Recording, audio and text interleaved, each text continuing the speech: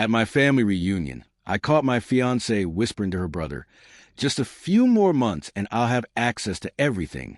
I acted normal. Then I had my lawyer draft an ironclad prenup. Her face when I presented it a week before the wedding, "Sign this or there's no marriage." I swear I wasn't snooping. I wasn't even trying to be dramatic or paranoid or one of those obsessive partners who jump at shadows. I was literally walking to the backyard to refill the cooler with ice when I heard Emily's voice, low, sharp, not at all like the soft, affectionate tone she usually used around me, and something in my chest tightened like someone hooked a wire around my ribs. She wasn't supposed to be talking to anyone. She told me she was feeling overwhelmed and needed a moment alone. That's why it surprised me to hear her. And then I heard Mark, her brother, mumbling something I couldn't make out. I know I should have walked away. I know I should have respected privacy and minded my own business. But the words that slipped out of her mouth froze me mid-step, like I'd stepped into cement. Just a few more months and I'll have access to everything. Access? Everything. My brain scrambled to assemble meaning while my stomach flipped over itself. And then Mark. Idiot Mark, who always looked like he was one bad decision away from asking me for money again, asked, "Are you sure he won't notice?" And Emily whispered, "He's too in love. He thinks I'm perfect. He won't question anything." I don't know how I kept my face neutral when I walked past him a moment later, pretending not to notice the way they both stiffened when they saw me, or how I forced a smile even though my pulse was hammering in my ears. I don't remember much of the rest of that reunion, except that my mom asked why I looked pale, and I told her I was feeling sick. Sick wasn't wrong.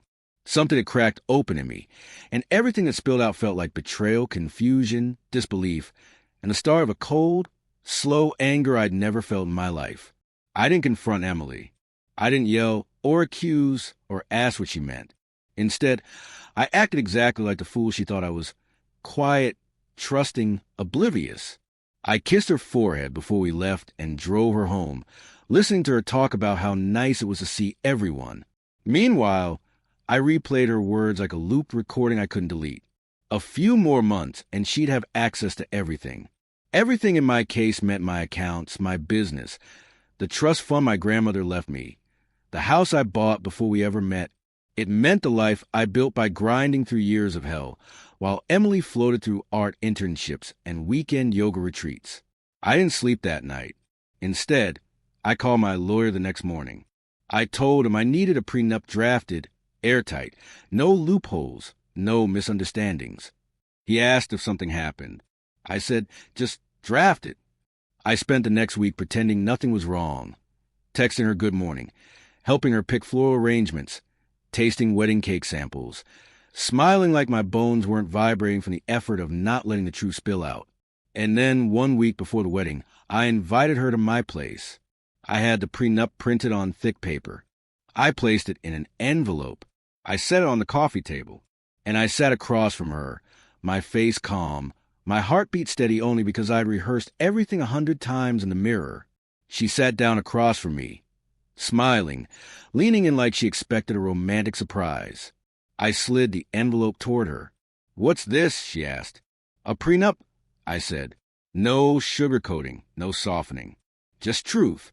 I need you to sign it before we move forward with the wedding." The shift in her face was instant. Confusion first, then disbelief, then insult, then something sharper. "Why?" she whispered. "Why now?" "Because it's necessary," I said. "If you want to marry me, you'll sign it." I expected anger. I expected a dramatic outburst or tears or storming out. But what I didn't expect was a flash of panic she tried, poorly, to hide.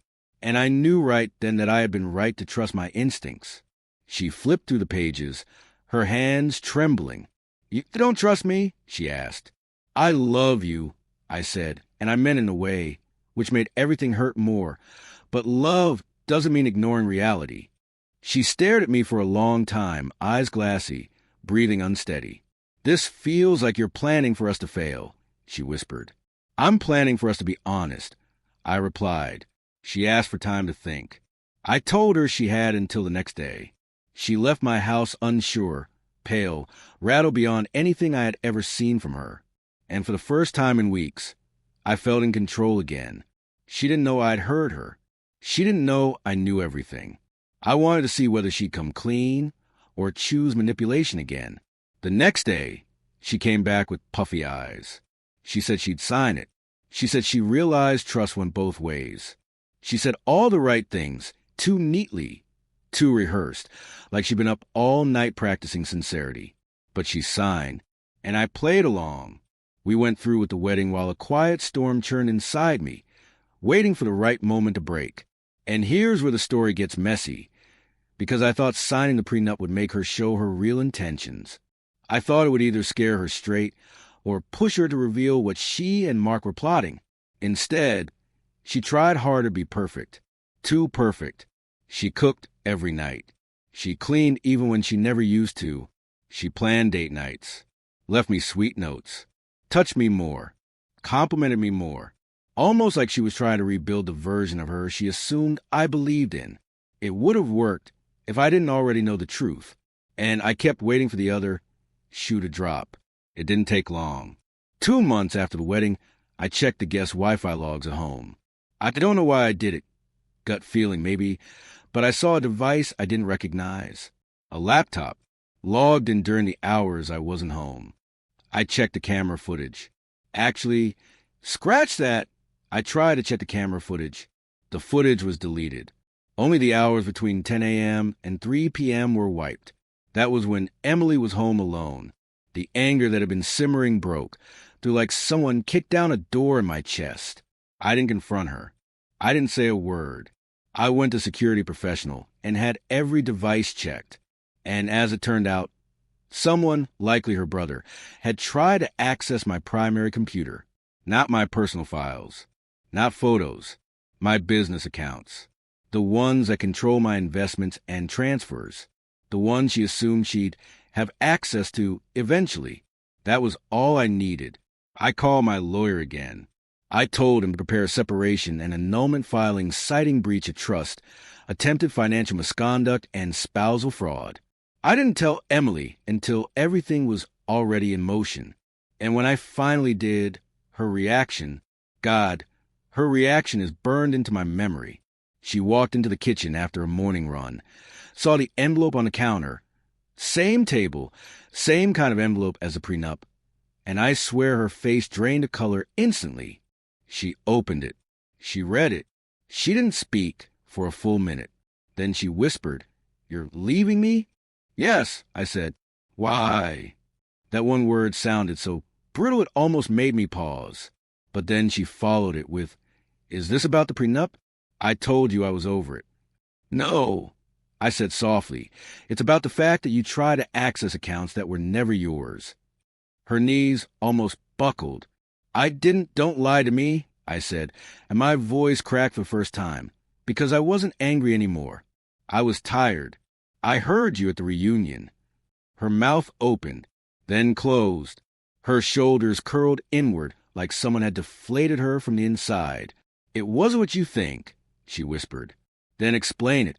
I said, even though I knew she couldn't. She stared at the counter, and her eyes filled with this mix of guilt, fear, and desperation. "Mark needed help," she said.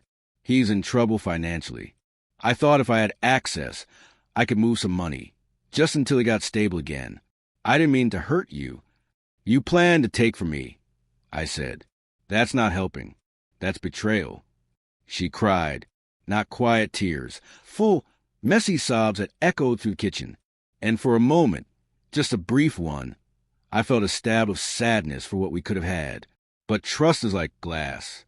Once it's shattered, you can never uncrack it, no matter how much you try to piece it together. I moved out that day. She begged me to stay, said she'd cut Mark off, said she'd never touch my accounts, said she loved me. Maybe part her did, but love without honesty is just manipulation wearing a pretty face. The divorce proceedings started. My lawyer handled everything. Her lawyer tried to argue emotional distress, tried to argue miscommunication, tried to argue it was all a misunderstanding. But the prenup, my glorious, life-saving prenup, held firm. She left with nothing but her personal belongings. She called me the day the papers finalized. I almost ignored the call. But Part of me wanted closure. I answered, "I didn't mean to lose you," she whispered, "but you were my way out. I didn't know how to fix everything without losing something." "You chose the wrong thing to lose," I said. She cried again, and I realized in that moment that I wasn't angry anymore. Just done. Done with pretending. Done with hoping. Done with trying to salvage something that had been doomed from the moment she whispered those words behind my back. And now I'm here, writing this online, because I still don't know how to process the fact that the person I almost built a life with only saw me as a lifeline, a bank account, a safety net, not a partner, not a husband, not a person worth choosing without conditions. I'm healing. Slowly. Messily. But I'm healing. And if nothing else, I learned this. If someone shows you who they're behind closed doors, believe them the first time. I thought moving out would make everything feel cleaner, like ripping off a bandage in one swift motion. But it didn't. The first night in the temporary apartment my lawyer helped me rent, I lay on the unfamiliar mattress, staring at the ceiling, feeling the ghost of Emily's weight beside me even though she was nowhere near. I kept replaying scenes that didn't matter anymore.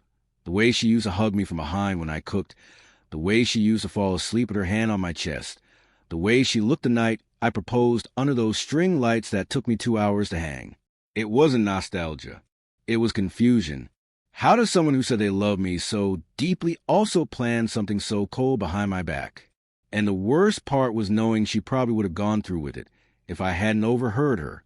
That thought sat in the pit of my stomach like a stone.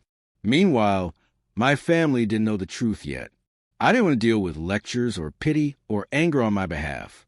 I needed space. That worked for about 3 days. On day 4, my mom called.